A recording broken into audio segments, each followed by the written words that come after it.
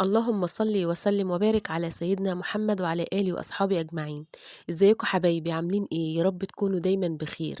مين بقى زي كده زي من بعد العيد بصراحة كسلانين كده ومش عندنا نشاط كده ولا حماس زي الأول على الشغل بقى وعلى الترويق وعلى الحاجة مش عارفة. احنا خدنا أجازة العيد علشان يعني المفروض إن إحنا نفصل كده ونرجع نستعيد بقى قوتنا تاني. بنحاول كده على قد ما نقدر إن إحنا نرجع زي الأول وأحسن إن شاء الله. لقيت بقى القطة اللي عندي في التلاجة خلصت، فقلت بقى إيه أنزل بقى أجيب شوية قطة حلوين كده أحطهم على الرف نسحب منهم ونعمل منهم طبعا طلباتنا. ولقيت بقى الأربعة بعشرة ما شاء الله اللهم بارك جميلة جدا، بصوا حلوة وجميلة بجد وناشفة كده وتتحط على الرف نسحب منها. قُلت بقى إيه وجِبت كمان الفلفل الألوان دوّة عندنا هنا ب60 جنيه، مش عارفة بقى عندكم بقى نفس الأسعار والّا أقل شوية؟ اكتبوا لي بقى في الكومنتات عندكم وصل لحد كام؟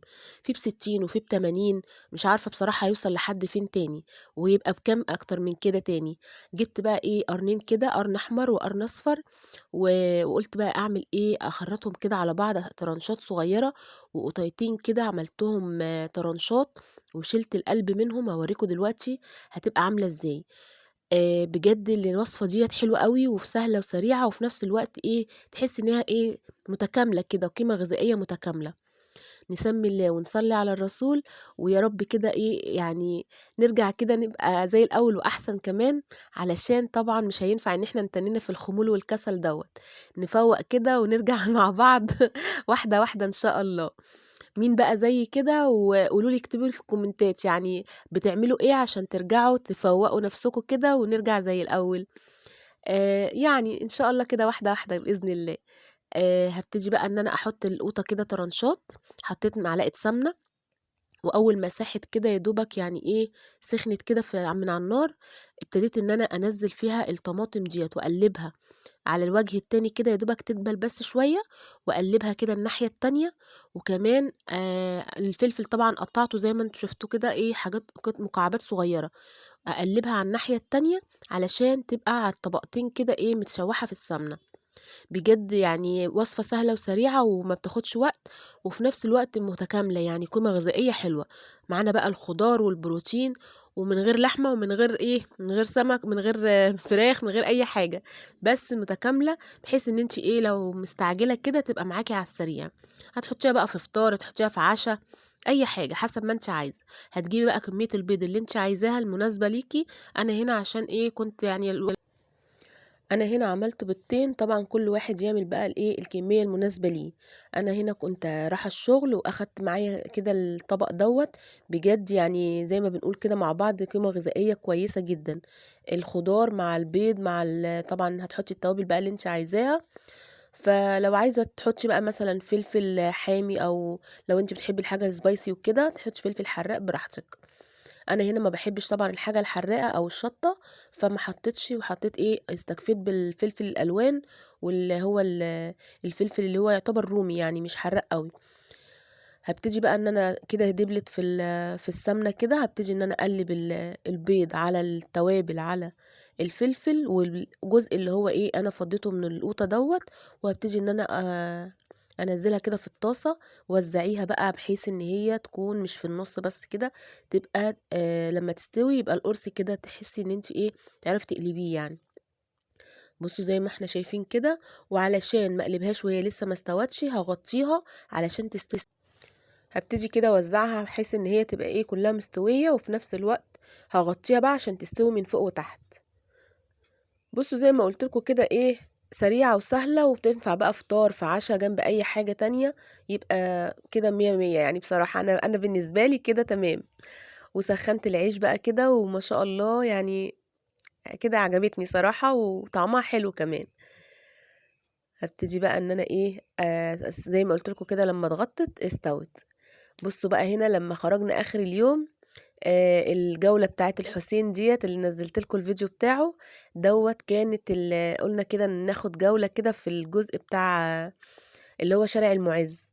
هنا الحاجات دي طبعًا الناس بتجيبها اللي هي بتكون إيه، آآ زيارات يعني وهدايا وكده. في الحاجات بقى اللي هي التُحَف ديّة وحاجات طبعًا من خان الخليلي وكده. زي ما قُلت لكم كده إيه، بتيجي هدايا للناس اللي مثلًا إن هُم بييجوا من بلاد غير مصر يعني وهُم مسافرين، بياخدوا الهدايا ديّة. وطبعًا هنا بنجيبها بقى للذكرى وكده، بتبقى أشكال جميلة طبعًا. بُصّوا، حبيت إن أنا إيه، أدّيكم فكرة كده عن المكان هناك، وناخد جولة كده مع بعض وتقولوا لي رأيكم.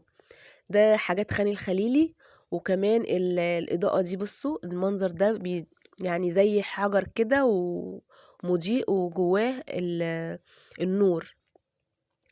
أنا هاسيبكم بقى كده إيه، تتفرّجوا على الجولة ديّة تقولوا لي رأيكم. ده المكان بتاع شارع المُعز، اللي هو جنب الحسين. بعد ما خلّصنا الفسحة بتاعتنا في الحسين أنا وصاحبتي وحبيبتي، قناة أم حسونة، أم حسن صاحبتي حبيبتي، دخلنا بقى إيه، شارع المُعز كده. كان نِفْسي أفتح لكم الصوت صراحة، بس يعني دوشة جامدة أوي.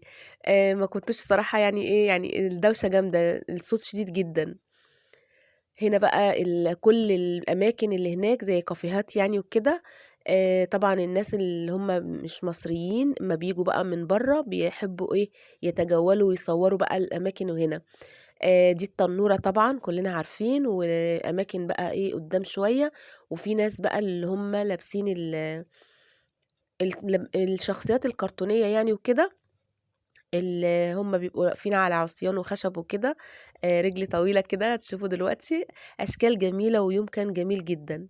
أهُم قدّام كده هييجوا دلوقتي قدّام التصوير، وهيعجبهم بقى إن إحنا إيه، بنتصوّر معاهم يعني وكده. كل الناس هناك بصراحة بيتصوّروا مع الشخصيات ديّة، والمكان تحفة. الصوت كان عالي جدًا، جدًا، ما عرفتش إن أنا أفتح الصوت عشان ما تنزعجوش يعني. بُصّوا، المنظر بجد كان يوم جميل جدًا، المنظر كان حلو أوي.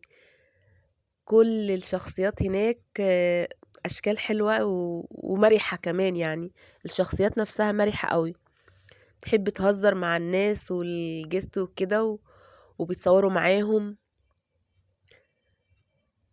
يا رب بقى الفيديو النهارده كده يكون عجبكم، وقولوا لي بقى رأيكم كده، ومين اللي راح الحسين ودخل بقى إيه الجزء بتاع شارع المُعز وخان الخليلي وكده. قولوا لي رأيكم. وطبعًا كلنا بقى هناك اتصورنا، في ناس ده شغلها يعني متخصصة في التصوير، معاهم بقى اللبس اللي هو الهندي أو السوداني أو كده، الشخصيات اللي هي اللبس اللي هو قولوا لي بقى اسمه في الكومنتات عشان أنا ناسياه صراحة. اللبس بتاع اللي بنلبسه بقى في الحنة وكده، اسمه إيه؟ مش فاكرة الاسم دلوقتي صراحة.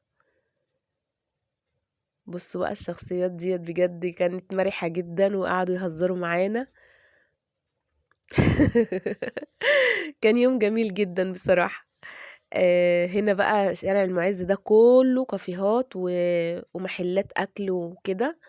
بصراحة يعني كان يوم حلو أوي. بعد ما زُرنا الحسين واتفرّجنا بقى على المكان اللي حواليه كُلّه واشترينا شوية حاجات كده، و وأكلنا وشربنا وكده، وبعد كده رُحنا بقى مشينا في الجزء بتاع شارع المُعز وخان الخليلي. وبصراحة أول مرّة أروح المكان ده جميل جدًا. يعني بنزور الحسين ونمشي على طول، لكن المرّة دي بقى إيه، خدنا جولة كده، بصراحة كانت جميلة. قولوا لي بقى رأيكم كده في الكومنتات، واللي راح هنا يقول لي إيه رأيه في المكان، ويا رب كده الفيديو يكون عجبكم. ده مكان تاني رُحنا قدّام كده شوية برضه. بُصّوا الأنوار شكلها تحفة بجد، الديكور هناك حلو جدًا، جدًا، جدًا. يا رب الفيديو يعجبكم. السلام عليكم